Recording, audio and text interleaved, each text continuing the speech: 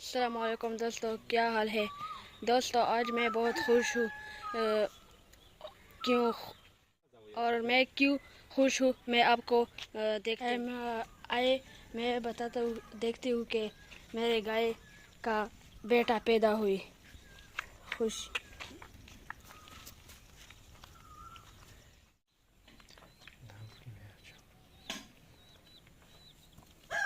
मेरे गाय का बेटा पैदा हुई। बेटा नहीं, बेटी।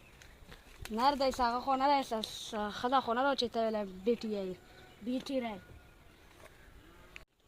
इंशाल्लाह बड़ा होकर ये नर गाय बनेगा। 2 कान है और 4 पाँव है और इस ये लाके है और 2 दोस्तों ये गाय दूध के वक्त लगते मार तो ये गाय दूध के वक्त लगते मारो।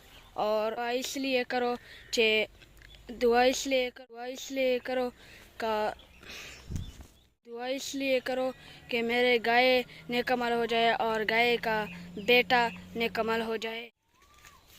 दोस्तों मेरे वीडियो लाइक करो और फॉलो करो।